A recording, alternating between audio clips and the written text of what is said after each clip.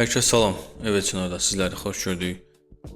Mövzumuzla bağlı paylaşımı səhifəmizdə elədik. Yeni bir mövzu ilə tanış olmaq üçün səhifəyə daxil olub baxa bilərsiniz və bu gün istədim yenidən Bitcoin-ə müraciət edeyim, kripto bazara baxım və sizinlə bir paylaşım bölüşmək istəyirəm. Deməli ayın 5-i bu 12 gün bundan qabaq paylaşım eləmişdik. Təxminən 28 oktyabr idi və Bitcoin-u bundan öncə bir dəqiqə bundan öncə bizim paylaşımımız olmuşdu. Hardasa 2 həftə bundan qabaq. Bir dəqiqə bunu sizə göstəreyim və paylaşım eləmişdik. Bitcoin ana texnik analiz eləmişdik və burada göründüyü kimi baş çiyin formasyonu var və gözlənilən düşüş səviyyəsi 90.000, belə deyək, 85.000, 90.000 civarındaydı. Və üstündən 2 həftə keçdikdən sonra təxminən noyabr ayının 5-i idi. Axşam saat 1-in yarısı idi və Bitcoin artıq bu istiqamətdən başladı güclü hərəkət eləməyə. Və burada mən əslində belə deyək, canlı açmaq istəyirdim. Sadəcə bu canlı açma imkan olmadı və belə deyək,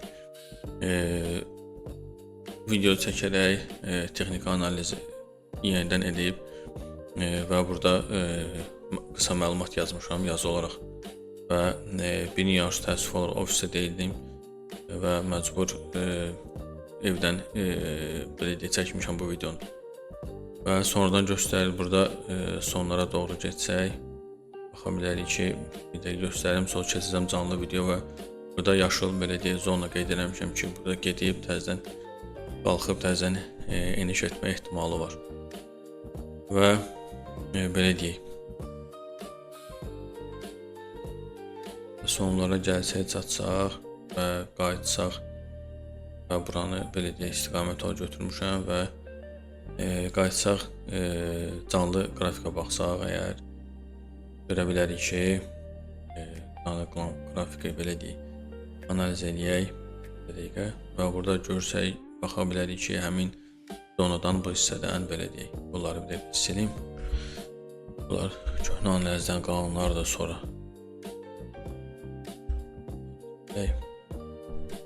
və burada D1-də deməli günlük qrafikdir bu və bu zonadan təzədən yenidən belə deyək qiymət düşüb aşağı doğru və burada ehtimal elədiyim mənim düşə biləcəyi səviyyə 90.000, 85.000, 89.000 civarı idi. Lakin burada bir məsələ var. Bir məsələ ondan ibarətdir ki, mən elə fikirləşirəm ki, hal-hazırda cüzi belə deyək Bitcoin yüksəliş var və belə deyək buradan bu istiqamətdən H4-də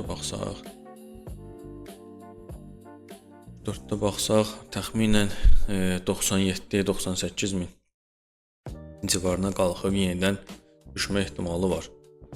Düşmə ehtimalı çox güman ki, belə deyək bu zonaya gəlir və yenidən belə deyək bu zonadan yenidən 88.000, 90.000 civarına düşmə ehtimalı var. Lakin bir məsələni də qeyd edeyim ki, burada bir dəqiqə RSI bir saniyə diqqət RSI-nin bir dənə RSI-ya baxaq. Düzdür, RSI mən də çox istifadə eləmirəm, amma yenə də baxaq görə burada divergensiya var. Bəli, göründüyü kimi burada yenə də divergensiya var. Burada olduğu kimi və yenidən qalxıb biz burada analiz eləmişdik. Burada oxlar qalır və burada da hal-hazırda da baxsaq burada da divergensiya var. RSI indikatoruna nisbətən, daha doğrusu nisbətdə və çox güman ki bu 97.500, 97.000 hətta 98.000 civarına qalxıb yenidən 89.000, 88.000, 90.000 civarına düşmə ehtimalı var. Uzun müddətli isə Bitcoin-a baxsaq, düşünürəm ki, belə deyək, Bitcoin uzun müddətli əgər buradan belə deyək, qiymət yuxarı doğru istiqamət götürsə və mən ehtimal edirəm ki, Bitcoin hardasa 150.000 civarına kimi qalxma ehtimalı var. 160.000 nöqtə səviyyəsi, o da 148.000, 150.000 civarına eləyir. Gəlib çatır daha doğrusu. Və bu zonaya kimi qalxma ehtimalı var. Və biz də burada belə deyək. Buradan əgər qiymət yuxarı doğru qalxmağa başlasa, belə bir səviyyədə çox güman ki, qalxma ehtimalı var. Təbii olaraq bu ehtimallardır göstərilən nəzəriyyə. Və biz indi ancaq gözləməyimiz qalır. Sadəcə olaraq bunu belə deyək, bazarda gördüm. Texniki analizi sizinlə bölüşmək istədim və hal-hazırda belə deyək, bazarda ciddi fikir ayrılıqları var. Bəzi belə deyək, fond birjaları, o akulalar, balinalar deyirlər, belə deyək, Bitcoin-də daha doğrusu satışda ediblər, hissələrini belə deyək, satıblar və bəzi traderlər əksinə olaraq alış ediblər və bazar yenə də iki hissəyə bölünür. Və bugün bir xəbər oxudum, həmin xəbəri sizə göstərəcəm. Ümumiyyətlə texniki analizə baxsaq, texniki analizin keçmişə baxsaq, burada da belə deyək, Bitcoin 110.000 civarından təxminən korreksiya edib 74.000, 75.000 civarına və buradan FIBO səviyyələrini çəksək, belə deyək, bu səviyyədən çəksək, aşağıya doğru çəksək, bilək ki 161.8-dən yəni düşüb aşağı və korreksiya verib və eyni ilə də belə deyək, bayaq çəkdiyimiz kimi buradakı kimi yenidən bu korreksiyadan FIBO səviyyəsini çəksək, görə bilərik ki, Bitcoin 149-150.000 civarına qalxma ehtimalı var. Təbii olaraq yenə deyirəm, bu ehtimaldır. Düzdür, bundan əvvəl belə deyək, bir düşüncə də ondan ibarətdir ki, həftəlik qrafikə keçsək, baxırıq ki, uzun zamandır belə deyək, Bitcoin burada FIBO səviyyəsini buradan silib, uzun zamandır burada qalxış eləyib və nəzərə alsaq ki, aşağı səviyyələrdə belə deyək, burada likidlər var. Buranın özündə də belə likidlər var və nəzərə alsaq ki, belə deyək, əslində heç düşünürdüm ki, Bitcoin hardasa 60.000, 50.000 civarına düşmə ehtimalı var. Lakin indi artıq bazara baxıb belə deyək, qərar vermək lazımdır. Və burada da görsəz, ersəyə baxsaz, deməli mart ayının 24-cü ilin mart ayından həftəlikdə nə qədər belə deyək, qalxış olsa da, maksimumlar yenilənsə də, ersayda isə əksinə belə deyək, aşağı doğru eniş davam edib. Və nəzərə alsaq ki, yenə də keçmiş belə deyək, keçmişə nəzər etsək, baxarıq yenə ersayın belə deyək, indikatoruna baxsaq, bu zonadan da fikir versəz, və burada belə deyək,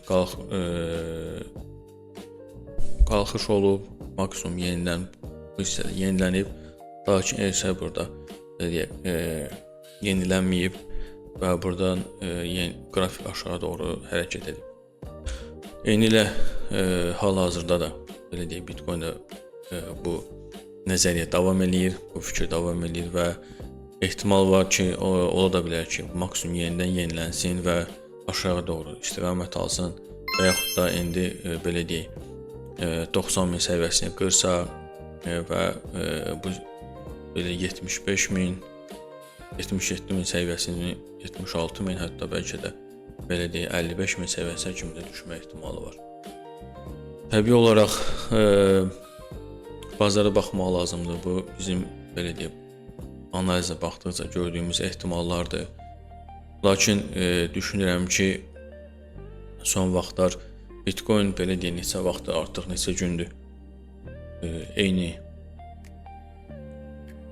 belə deyək, demək olar ki, bu 95, 94, 96 təzədən 92-93 səviyyələrinə, hətta orada 93-92 səviyyəsinə də 93-92 səviyyəsinə düşüb və bu səviyyələrdə hərəkət edir.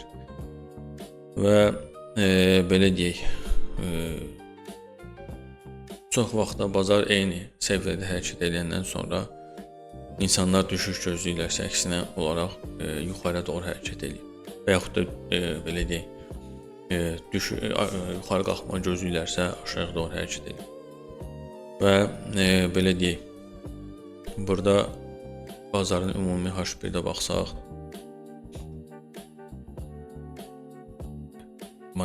akkumulyasiya edib, bazarı yığıblar, qiymətlər yığılıb və manipulyasiya olub.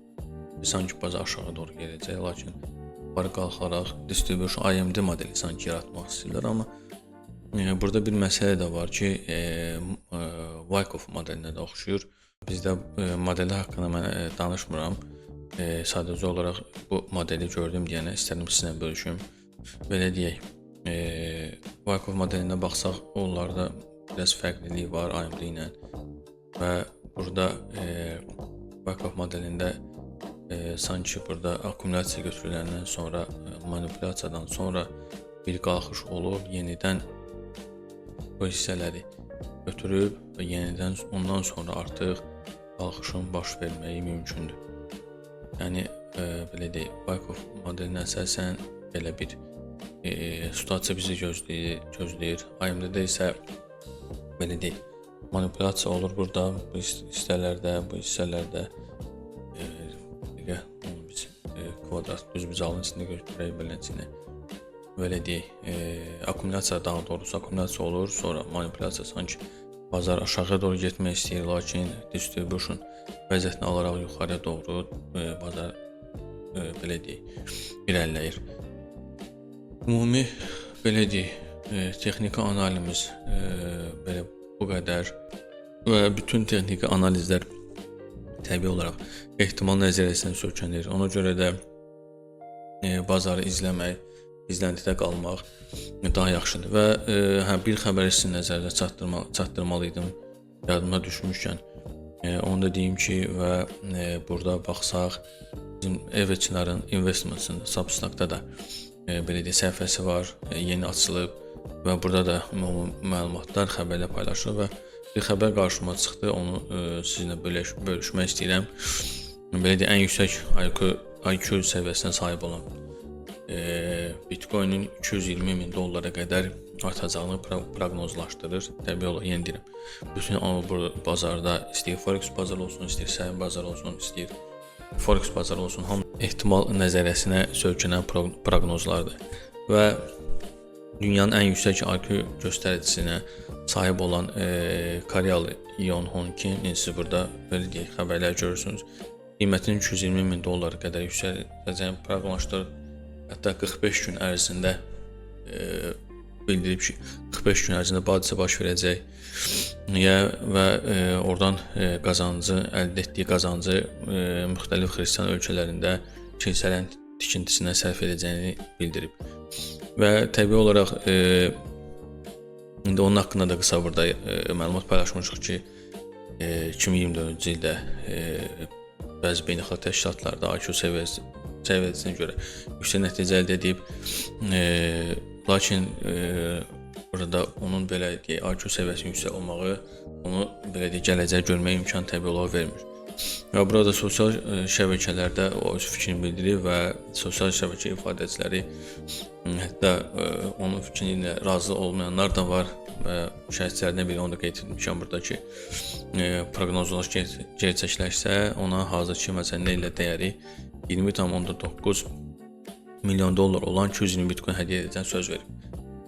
Təbii olaraq yenə də bu məsələ belə deyək, ehtimala söykənir və bu xəbər qarşıma çıxandan sonra belə deyək, paylaşmağı düşündüm və belə xəbərləri, maraqlı xəbərləri öz səhifəmizdə istər Substack səhifəsi olsun,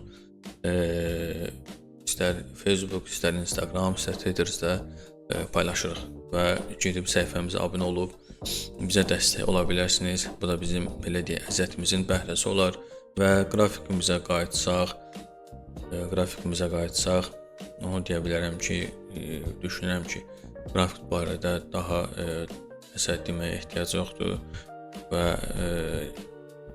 bazarı izləyərək analiz etmək lazımdır. Bu ümumi nəzəriyyədir. Bitcoin-in misal olaraq hansı bir səviyyə kimi qalxa bilər, hara qədər qalxa bilər. Təbii olaraq bunlar heç bir halda yatırım tövsiyəsi deyil. Sadəcə analizləri və bazarı qısa bir formada necə oxumaq lazımdır, o da məlumatlardır, bazar haqqında məlumatlardır. Yatırım tövsiyəsi və maliyyə belə deyək, qərarlarınız artıq sizin özünüzdən asılıdır. Bu qədər sağollaşam sizinlə. Ümid edirəm belə deyək, maraqlı video oldu və sizə məlumatlandırıcı video oldu və sizdən də səhifəni bəyənib videoya like edib öz şərhlərinizi bölüşsəz sevinərik. Çox təəssüf olaraq səhifəyə baxış sayı olsa da ən çox baxışlar short, belə deyək, qısa videolara gəlir, lakin səhifəni bəyənən insanlar azdır. Və ümid edirəm ki, səhifəmiz maraqlı olar və maarifləndirici olar. Yeni başlamışıq və bizə həqiqətən də dəstək lazımdır. Hər kəsə uğurlar, Allah amanında.